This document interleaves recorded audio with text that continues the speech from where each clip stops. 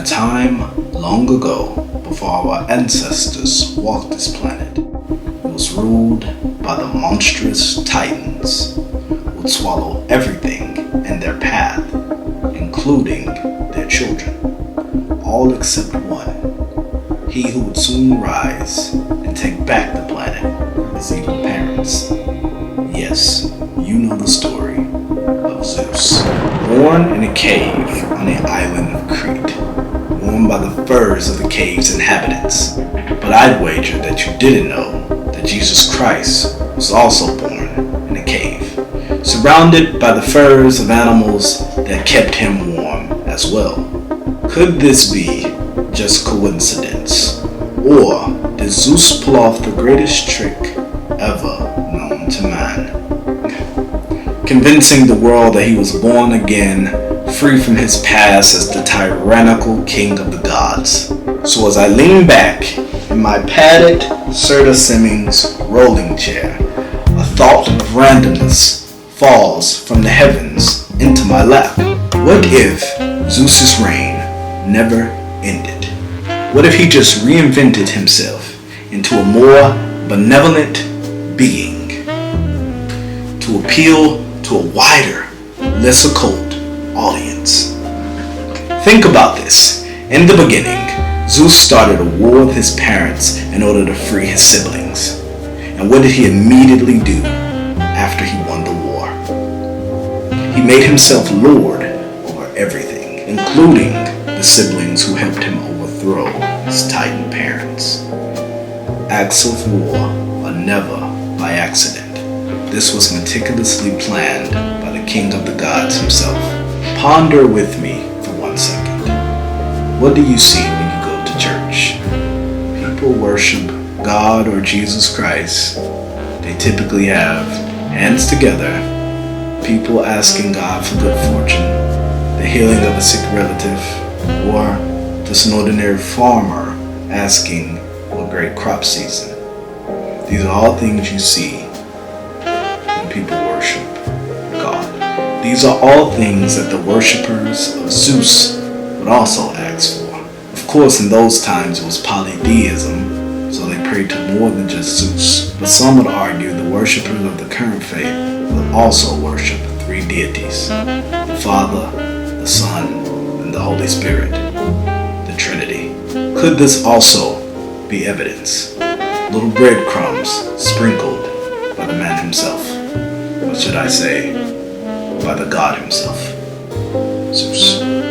Contemplate their personalities with me for 1 second. Now I know what you already might be thinking. There is no way that Zeus and Jesus share similar personality qualities. That is where you're wrong. In the beginning of Zeus's reign, he was a deviant, a fornicator, a being who showed more wrath than mercy to anyone who would disobey him or his divine rule. For example, Zeus punished Prometheus for eternity for stealing fire from him and giving it to mortals. This is also comparable to Satan tricking man to eat the forbidden fruit. In order for man to gain knowledge, they had to take a bite from the forbidden apple. Only subsequently, after they ate it, they were able to see that they were standing naked in the forest. This forbidden fruit could have just been a trade-off for fire, because humans who are in the dark in the forest can't see unless they have light. The only light that would be in the forest, that density, would be a fire. Then you have Jesus on the other hand, who's a miracle worker, a good shepherd, the perfect man, the image of what God would want man to see him as. Christian scholars believe that God was far more wrathful in the Old Testament, handing out more cruel punishments like binding the devil to the frozen lake in hell for eternity. You can clearly see the similarities between them, of how both would banish a being they once thought highly enough to help with the construction of mankind. And in God's case, he once thought Lucifer as being one of the most beautiful angels that he had ever created. That's pretty high regard for for someone who would betray you and you would banish them for eternity. Now, I want you to take a long look at yourself. Actually, take a long look at human history. What do we typically do in times of war when we are the victor?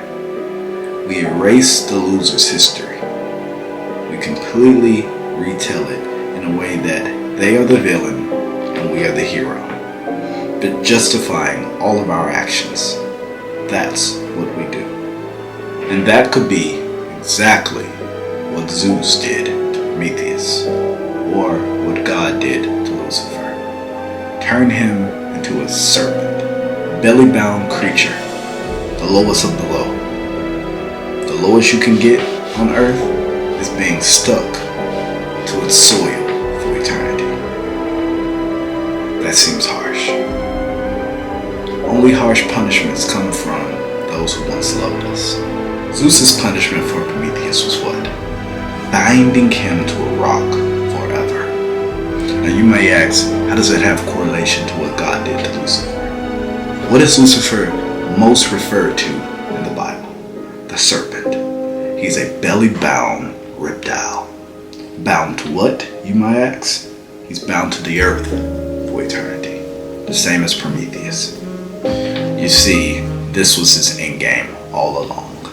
He would free his siblings from their parents in order to gain their trust to help him overthrow Kronos. In doing so, he granted each of his siblings pieces of the earth, making them generals of a sort, while naming himself supreme over the sky, overlooking everything. That was not the end. In giving them responsibility, he taught them that he cared for them, that he wanted them to share in the same worship that he was receiving. And in return, they made him king.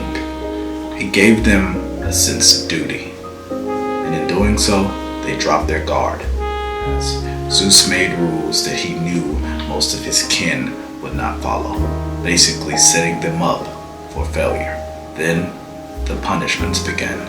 Ones that disobeyed him, he vilified them as demons, deviants. Notice that when people worship a type of satanic cult, they do it in the same way as you would a divine deity, often using long black robes and sacrifices. These are all things that people have done in the name of God. Take in consideration the origin story of man from the book of Genesis. We were made from the dirt of the earth, the same way Zeus told Prometheus to make man from clay. Let's take a moment to reference the book of Enoch. I find it incredibly disturbing how a group of perfect angels who love God to the utmost would disobey him and go directly against his order and lay with women and create abominations. Half man, half angel, Nephilim. These half angels, half men were often referred to by the locals as demigods. It would make sense to me why their depictions in modern art mirror each other. Golden blonde hair, a beard, and Jesus always looking like the more enlightened version of Zeus. We are left with so many questions. Why do demons hate us so much even though we had nothing to do with the war? Could it be, just like Zeus, we betrayed them also and stole their place amongst the heavens? To stick around and delve more into this content with me, like the video, comment your own thoughts, and don't forget to subscribe. Until next time on Theory Box.